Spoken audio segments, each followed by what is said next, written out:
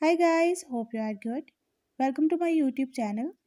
In my today's video, I'll be sharing with you how you can enable split screen in your device Xiaomi Redmi A2 Plus.